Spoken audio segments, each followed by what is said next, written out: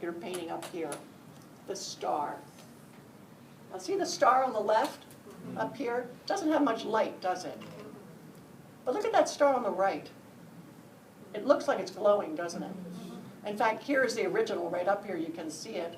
The star is actually, it looks like there's a little iridescent light bulb behind the canvas, doesn't it?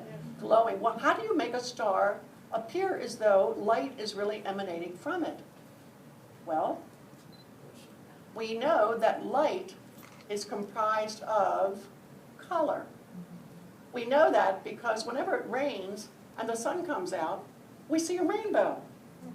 The sunlight is refracted into the spectrum when it passes through a drop of water. And that spectrum has a very specific order of colors. And so if we want something to look like light, if we want it to glow like light, what I had to do was take this little paintbrush, and let's see, we have another slide here that shows my paintbrush. See that little pink one? That gives you a reference for how small it really is. And can you see the teeth marks on it? Looks like an alligator chewed it, my goodness.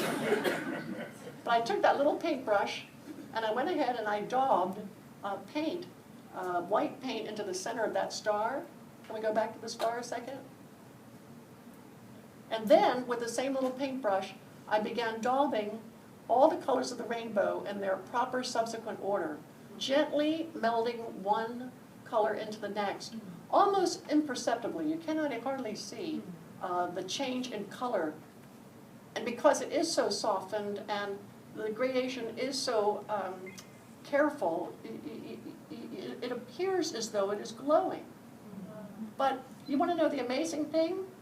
If you get the order of the colors incorrect, it won't glow. It looks gray, it looks muddy. Isn't God amazing? Isn't He awesome? So I often think when Jesus told His disciples, right before He went to the cross, He said, now you are the light of the world. Basically what He could have been saying, you are the color of the world.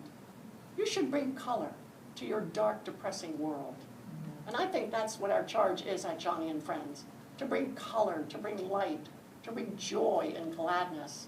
In fact, our theme verse this year at all of our family retreats and Wheels for the World outreaches is from the New Testament, the book of Romans, chapter 15, verse 13, where it says, may the God of hope fill you with all joy and peace as you trust in Him, so that you may overflow with hope by the power of the Holy Spirit.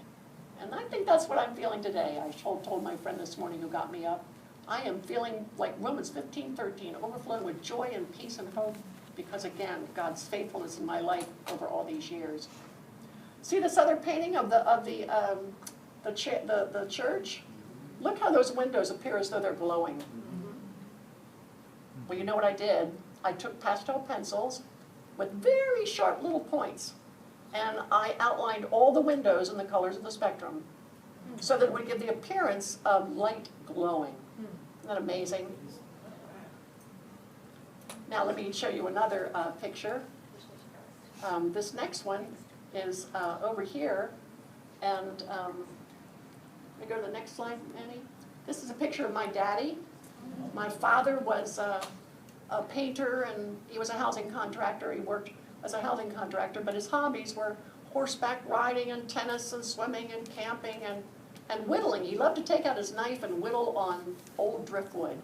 Well, my father went camping with us up in the Sierras back in the early 80s, and there we caught him sitting on the picnic bench with his